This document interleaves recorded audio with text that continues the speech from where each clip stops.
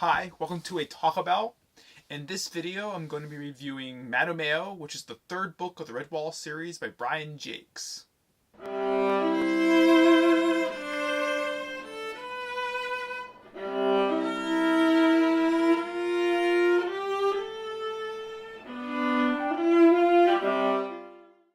This book really starts where the first book of the Redwall series left off, within a few seasons afterwards, and continues that story with a lot of those characters. And it really is about this villain, Slagar the Cruel, who really is conniving character who comes to Redwall Abbey area, on the country of Redwall Abbey itself, which obviously a lot of the Redwall story, really all of them revolve around Redwall and Abbey itself in some kind of manner.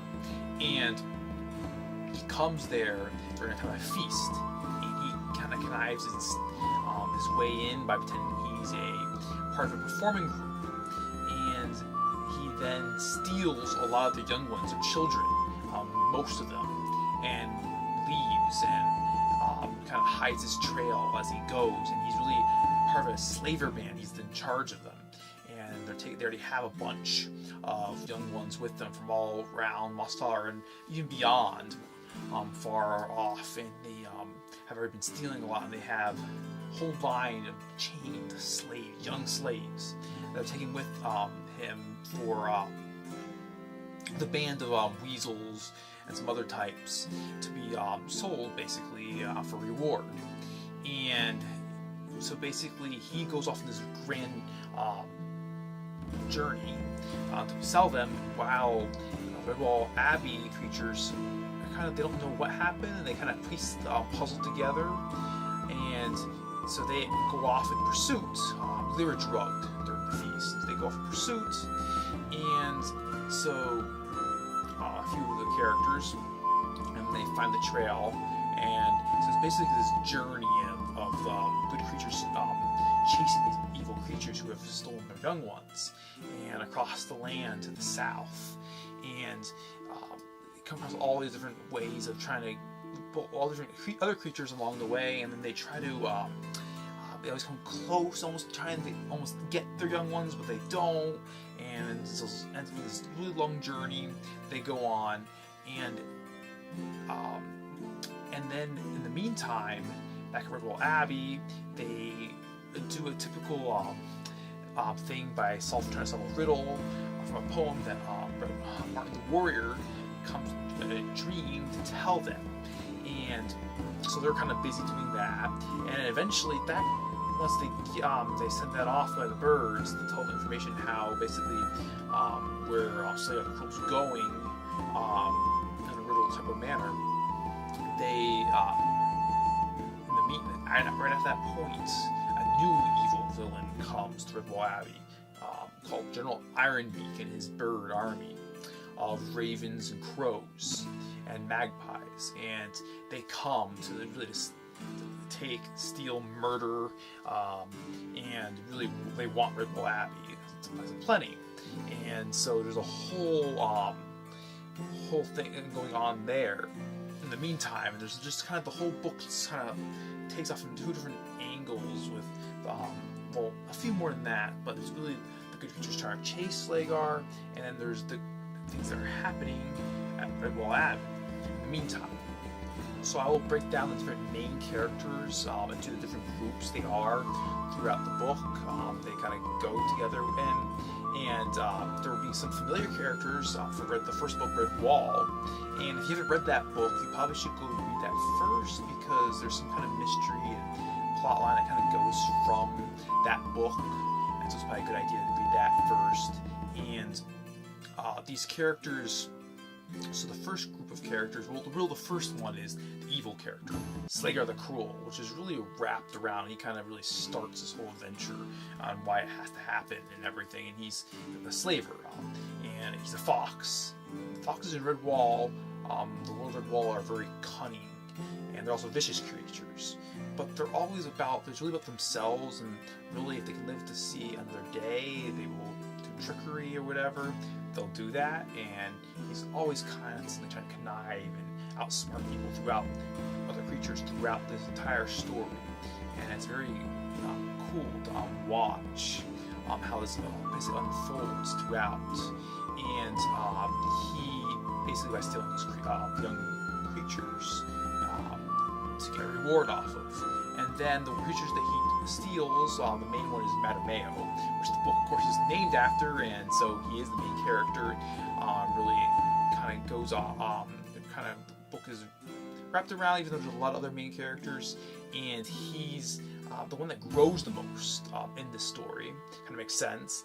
He's kind of, I believe, about a teenage years in this story, and he starts off kind of young and not understanding of not much different kind of wisdom, and his wisdom grows throughout it, from being basically a young one to in a sense a warrior he's supposed to be at Redwall eventually, through his family, and so he kind of grows to the end. So at a certain point, the book is really great how it develops with him, and a few other creatures a bunch of other creatures have been captured with him, like Sam Squirrel, Tim and Tess, Jubilation, who's part of a really large family of hedgehogs.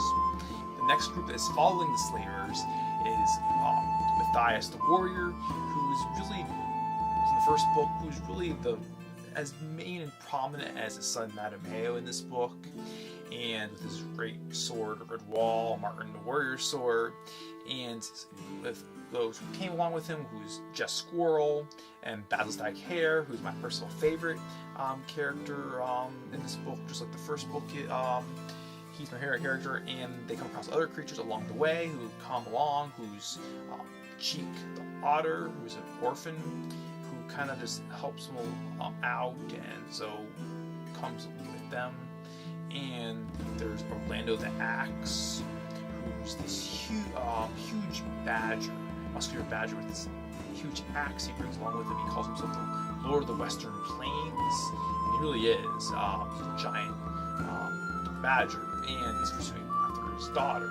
And there's Jabez Stump, who's part of the father of the huge hedgehog family, who's pursuing as well. And there's Log, and he's got some shrews, and they're pursuing the slavers.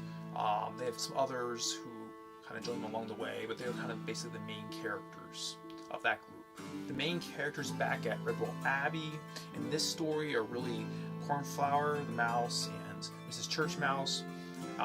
They kind of go together in the story. They're kind of do a lot of things together. And there's Baby Rollo, who you'll find really actually helps out in the story a lot, and he's also gets into a lot of mischief, so he kind of both ends helps out. He's just kind of a fun little character. And there's Ambrose Spike. Constant Badger returns to this as well. More Dolphus is here, and they're really the main characters of Redwall and the fighting front there, and they're fighting against the Raven Iron Beak and his sidekick Mangus, who's a seer, crow, who's a seer, and their armies of magpies and crows, and they're really trying to take Redwall Abbey in any kind of way they really can, and they're always going back and forth. There's the Mole, part of the good creatures too, and he's very important as well, I would say, as well.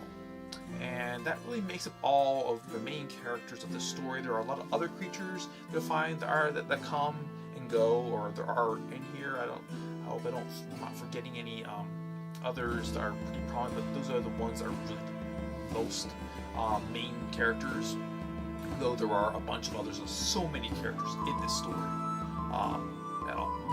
throughout the whole grand adventure of this book. So some of the main themes that I personally really liked of this story was, first off, the feasts, Redwall Feasts. I love Redwall Feasts, and if you really like Redwall Feasts, this is the book really for them. I would say I think it's even better than the first book and the second book. It's really, really good, the feasts. Well, at least comparable, but it's some of the best feasts in the entire series. And if you're just into feasts or just eating in general, these feasts are amazing. And I say feast because there are multiple feasts, and it really, the book starts with a feast, and fun and games, the whole thing is just all around it. It goes through a few chapters, and then it actually basically ends with a feast. It really does. And so it's, and there's so much description of these feasts, and yeah, that's just really fun. You know, Buffalo really doesn't bring you in. You really feel like you're there, a part of it, and you get very hungry when you're reading about this. And then I really liked the realm of Malchus, which the author writes. And I don't think this is much of a spoiler. I'm not trying to give any spoilers in this review. And this realm, Malchus, this kingdom, author's really, it's near the beginning of the book, and it's first talked about, and the author really is able to make this really scary and dark world. He creates and this evilness there, and it's probably one of my favorite places, evil places that he makes up throughout the whole series as well. And I really like how the author really is able to explore south through this adventure, really away from Redwall Abbey and Moss Flower Country, even though there's a lot of that. Well, half the book is of that, but he's able to explore the south, where a lot of evil creatures live, and a lot of other good creatures as well. And it's just a whole different part of Redwall world you get to see in this book. The author, Brian Jacques, is really able to bring through his writing in this book the top of what he does. I think really, and he to the world building, of course, is like Redwall, the first book, and it's kind of done more in Mattimeo, because I think the first 3 books really do establish the whole series, and it's the last of them, and there's a lot of world building. But it's in Redwall, of course, it's a combination of world building and the characters, and they really can't not have either one. You can't just have the characters. You also can't just have the world. You have to have both together, and the characters really bring the warmth and the adventure together. It's just so much playing off each other back and forth, and who these creatures are, different animals, and how they really are, and birds, and who they are specifically. You always know to go back to. And they're unique within each adventure as well, and a lot developed along the way, a lot of them. And so this book is really just brings that out, and I highly recommend reading this book. I personally like it. And of course, the series itself is one of my favorites, and this book of the series is really good. Just the adventure of chasing the slaver band down, and all what's going on in Redwall Abbey. It's really great. And one last thing, there are the audiobooks. Just like every book of the series has an audiobook, and the author does a lot of them himself. He narrates a lot of it mainly, and there's a whole cast of other characters who play different creatures and really brings it to life, and there's music, and I really recommend checking that out because it's really good. And as well as the TV series they did on Mattimeo. Did on the first book, Redwall, Mattimeo, and Martin the Warrior years ago. And if you really want to see it being brought to life, Mattimeo, through a cartoon, it's pretty well done. It follows the storyline very well throughout it. I hope you enjoyed this video. If you'd like to see more, please go check out my other videos. I've done the whole Redwall series together as a whole, the review of that, and I've also reviewed the first book of Redwall and the second book, Mattimeo. And I plan on doing the whole series eventually, hopefully going through all the books, so we'll see what happens. And please come again next time. See you then.